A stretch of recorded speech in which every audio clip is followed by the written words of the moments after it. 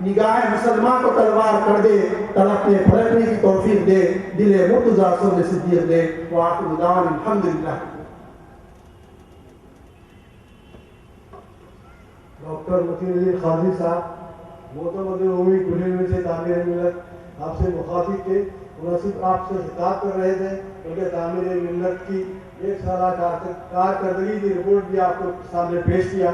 آپ ان تمام واقعات کو بڑی تفصیل کے ساتھ سولیر میں شائع ہوئی ہے، اور کلپ کا جو کام ہوا ہے آسام میں اسے بھی کچھ تصاویر ہے۔ میں آپ سب سے گزارش کرتا ہوں کہ جاتے ہیں ضرور وہ سولیر خریدیں۔ میں اب جناب ضیاء الدین نیر صاحب سے گزارش کرتا ہوں کہ وہ آپ کو مخاطب کرے۔ آپ کی تقریر کا عنوان ہے آبرو بعد نام مصطفیٰ است۔ ہماری آبرو نام مصطفیٰ سے میں جناب ضیاء الدین نیر صاحب نائب صدر اقبال اکیڈمی سے گزارش کرتا ہوں کہ وہ آپ کو مخاطب فرمائیں۔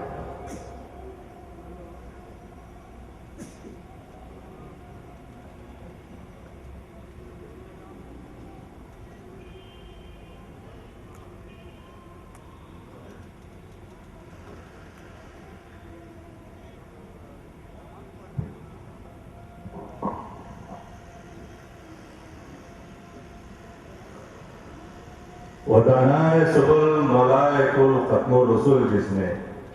غبار راہ کو بخشا فروغ وادی سینہ، نگاہ عشق و مستی میں وہی اول وہی آخر، وہی قرآن وہی فرقان وہی یاسین وہی طٰہٰ۔ حضرت جامی نے یوں خراج عقیدت پیش کیا: یا صاحب الجمال یا سید البشر، من وجهك المنير لقد نور القمر، لا يمكن الثناء كما كان حقه بعد خدا گزر کوئی قصہ مختصر، بلغ العلا بکمالہ کشف الدجا بجمالہ، حسنت جمیع خصالہ صلوا علیہ وآلہ۔ غالب ثنائے خواجہ فیضاں گزاشتیں، کہاں ذات پاک مرتبہ دارے محمد است۔ لاکھ ستارے ہر طرف ظلمت شب جہاں جہاں، ایک طلوع آفتاب دست و چمن سہر سہر۔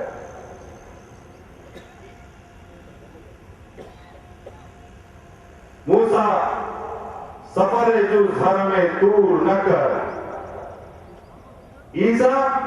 گزرے کر ولے دور نہ کر، قرباں بنا مسافر کہ در خلوت عرش با کپش و اثارت کفے شور نہ کر۔ محترم نگران جلسہ عالی جناب محمد عبدالرحیم قریشی صاحب، صدر کل ہند مجلس تعمیر ملت، اسسٹنٹ جنرل سیکرٹری آل انڈیا مسلم پرسنل بورڈ، عالی جناب سید جلیل احمد صاحب سینئر ایڈوکیٹ صدر استقبالیہ، ڈاکٹر محمد مشتاق علی صاحب، اور جناب ڈاکٹر محمد متین الدین قادری صاحب معتمد عمومی کلی مسجد تعمیر ملت، اور شہر نشین پر تشریف فرما معززین، خواتین و حضرات، السلام علیکم ورحمۃ اللہ وبرکاتہ۔ جیسا کہ معتمد استقبالیہ نے اعلان کیا، میری گفتگو کا عنوان آبرو ماں زینام مصطفیٰ است۔ علامہ اقبال کی اسرار خودی کا ایک مصرع ہے جو آج کی گفتگو کا عنوان بنایا گیا۔ عزیزان گرامی، اللہ میاں جب منصوبہ بنا کہ انی جاعل فی الارض خلیفہ، میں زمین میں اپنا ایک خلیفہ وائسرائے آف گاڈ بنانا چاہتا ہوں، تو فرشتوں نے کہا قالوا اتجعل فیہا من یفسد فیہا ویسفک الدماء ونحن نسبح ونقدس لک۔ تو فرشتوں نے کہا آپ ایسی مخلوق کو کیوں پیدا فرمائیں جو دنیا میں جا کے فساد پیدا کرنے والی ہے، خون خرابہ کرنے والی ہے؟ تو اللہ میاں بولے انی اعلم ما لا تعلمون، کہ میں بہتر جانتا ہوں تم نہیں جانتے۔ جیسا کہ ایک کلاس میں کسی اسکول کے ٹیچر سے اگر سوال کیا جائے تو جیسا ٹیچر جواب دیتا ہے کہ I know it better you shut up, میں بہتر جانتا ہوں تم نہیں جانتے۔ لیکن ساری کائنات حبوط آدم کے بعد سے لے کر جب حضرت آدم علیہ السلام کو دنیا میں بھیجا گیا تو اللہ تعالیٰ نے فوری اس کی ہدایت کے لیے انبیاء بھیجنے شروع کیے، روز اول سے ہی، اور بعض جگہ تو ایک ہی زمانے میں 4 انبیاء بھی رہے، جیسے حضرت ابراہیم خلیل اللہ، حضرت اسماعیل ذبیح اللہ، حضرت اسحاق، حضرت لوط علیہ السلام، اور اسی طرح حضرت موسیٰ علیہ السلام، حضرت ہارون علیہ السلام، حضرت یحییٰ علیہ السلام، حضرت زکریا علیہ السلام، حضرت عیسیٰ علیہ السلام۔ تو گویا ایک خطے میں بعض زمانوں میں ایک سے زیادہ پیغمبر بھیجے، جو روایتوں کے اعتبار سے 1,24,000 سے زیادہ پیغمبر اللہ نے انسانوں کی ہدایت کے لیے کہ انسان زندگی کیسے گزارے، اللہ تعالیٰ نے ہدایت کے فرشتوں کو بھیجتا رہا۔ اور یقیناً یہ بر اعظم سے کم نہیں ہندوستان، یہاں پر بھی اللہ کی یہ مظاہر ہدایت جو ہے برابر جاری رہے ہوں گے۔ اور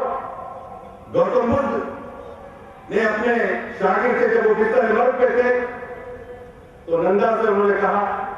اس کو مولانا مناظر حسن گیلانی علیہ الرحمہ نے النبی الخاتم میں کوٹ کیا ہے کہ حضرت جب گوتم بدھ دنیا سے تشریف لے جا رہے تھے،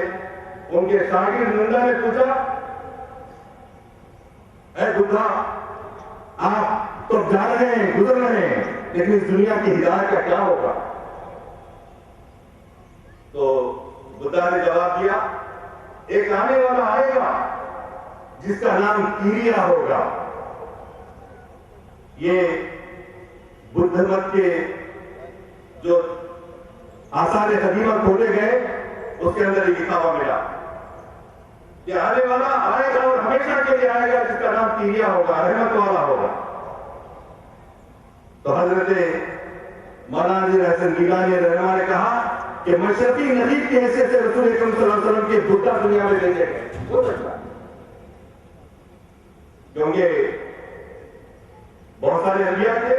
قرآن مجید کے نام نہیں بتائے گئے، لیکن یہ بات تو ہے کہ کوئی راستہ ایسا نہیں رہا ہوگا جہاں اللہ نے ہدایت کے مظاہر کی ہو۔ اور حضرت عیسیٰ علیہ السلام جو بھیجے گئے، ایک چند مخصوص بھیڑیوں کی تربیت کے لیے بھیجے گئے۔ کنان کی تشنہ ہدایت بڑھیا کو آپ کے پاس سے بہنین و غلام لوٹنا پڑا تھا، اور صرف اور صرف اس سطح انبیاء میں محمد رسول اللہ صلی اللہ علیہ وسلم واحد نبی ہے جو رحمت للعالمین صلی اللہ علیہ وسلم ہے۔ اور نہ صرف یہ بلکہ آپ پر نبوت کا خاتمہ بن گیا ہے، آپ ہمیشہ ہمیشہ کے لیے آئے، آخر تک کے لیے آئے، اور سب انبیاء میں آگے بڑھ کر قرآن کی شہادت کے ساتھ وما ارسلناک الا کافۃ للناس بشیرا ونذیرا، ساری انسانیت کے لیے، ہمیشہ ہمیشہ کے لیے، کسی خاص علاقے یا شہر کے لیے نہیں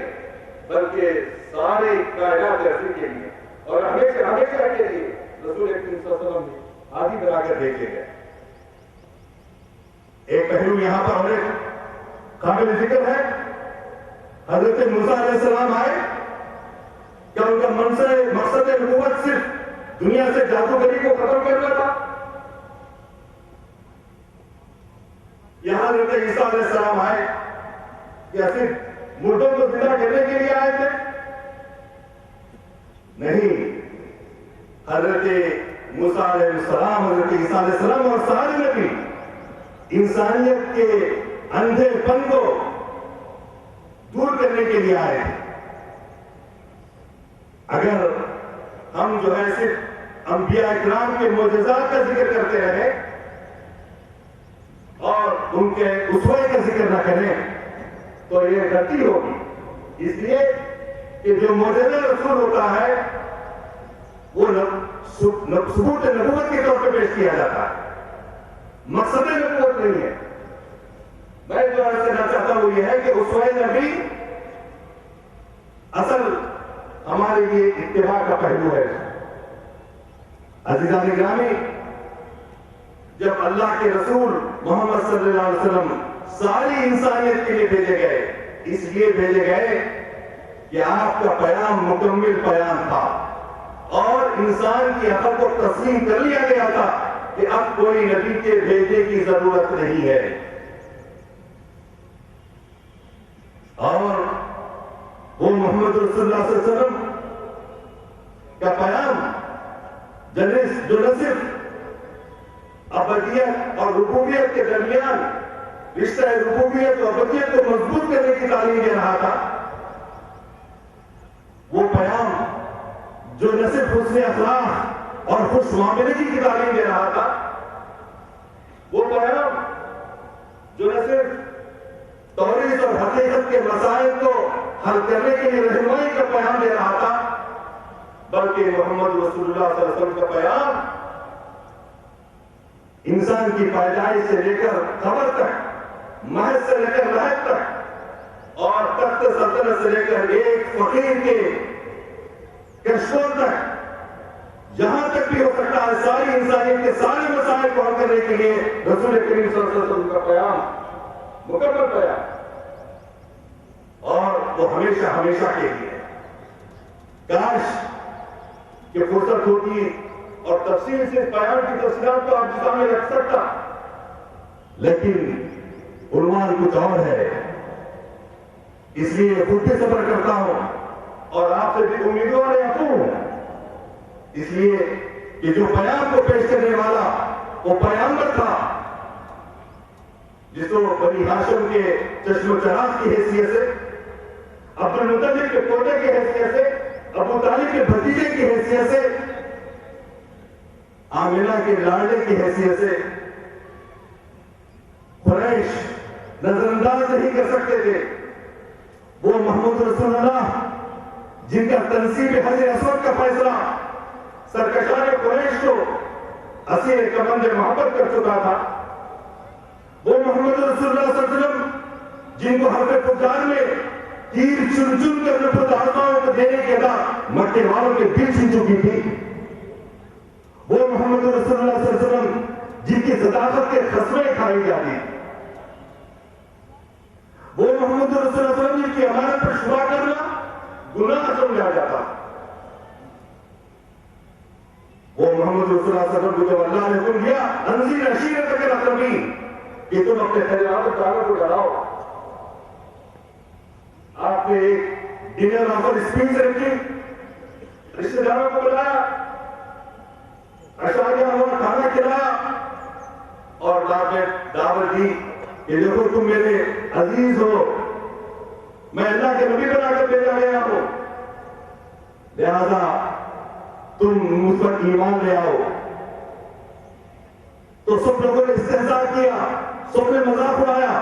صرف 8 سالہ حضرت علی رضی اللہ تعالیٰ عنہ کھڑے ہوتے ہیں، کھڑے ہو کر کہتے ہیں میں آپ کا ساتھ ہوں، اور 3 سال کے بعد جب اللہ کا یہ حکم آیا فَاصْدَعْ بِمَا تُؤْمَرُ، اب آپ کھلم کھلا اعلان کر دیجئے، چھپ چھپ کر نہیں، آپ کھلم کھلا اعلان کر دیجئے حضرت عمر فاروق رضی اللہ تعالیٰ عنہ کے ایمان لانے کے بعد۔ اور ایمان لانے کے بعد جب آپ نے کوہ صفا پہ کھڑے ہو کر لوگوں کو جمع کیا اور اپنے کردار کو دلیل کے طور پر پیش کیا، کیا اگر میں کہوں کہ پیچھے ایک قوم ہے جو تم پر حملہ آور ہونے والی ہے تو تم کیا یقین کرو گے؟ سب نے ایک آواز کہا ہے محمد ہم بالکل یقین کریں گے، کیونکہ آپ صادق ہیں، آپ نے کبھی جھوٹ نہیں کہا، آپ امین ہیں۔ مَا جَرَبْنَا عَلَيْكَ किस वक्त कभी भी हमने आपको झूठ बोलते हुए नहीं सुना। और ऐलान किया अन नज़ीर उल-उरियान, मैं खुल्लम खुला तुमको डराने के लिए आया हूं, अपने अंजाम से डराने के लिए आया हूं। और ऐलान किया कि कुल आप कहो कि अल्लाह एक है और फला पड़ा। ये ऐलान होने के बाद फिर वही इंतशार हुआ, लोग भागे और लोगों को समझ में नहीं आता। अभी खुतबा इफ्तिताहिया में दौर जाहिलियत का जिक्र हुआ कि दौर जाहिलियत में इंसान कितना गिरा हुआ था। इंसान अपनी हकीकी बेटी को अपने हाथों से दरगोर करता था, दफन करता था। चुनांचे एक सहाबी बाद में इस्लाम ले आए और अपने दौरे जाहिलियत का वाक़या हुजूर से बयान किया। ऐ अल्लाह के हुजूर, मैं जब जाहिल था, मैं इस्लाम कबूल नहीं किया था, मुझसे गुनाह सरजद हुआ था। मैं अपनी छोटी बेटी को उकास का मेला दिखाने के लिए ले गया बहाना बनाकर, और उसकी मां बड़ी खुशी खुशी से उसको तैयार करती है और मैं उसको ले जाता हूं, ले जाके जमीन खोदता हूं और कब्र में उसको उतार देता हूं। तो उतारने के बाद बेटी कहती है अब्बा जान, उसको नहीं मालूम कि ये बाप शफीउल खल्क साहब है, अपने हाथों से उसको जिंदा दरगोर कर रहा है। तो चुनांचे बेटी कहती है गले में उतरकर खबर से ऊपर देखकर कहती है अब्बा जान, आपकी दाढ़ी को मिट्टी लगी है, मैं साफ करना चाहती हूं।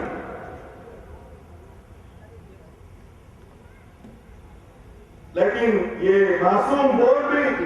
उस शफीउल खल्क बाप के दिल पर असर नहीं करता और मिट्टी उंगली लेता है, जिंदा दफन कर देता है। ये इस्लाम से आने से पहले की जाहिलियत का दौर। इस्लाम आया, हजरत अबू इमामा रजी अल्लाह तआला अन्हा की परवरिश का मसला है, यतीम हो गए।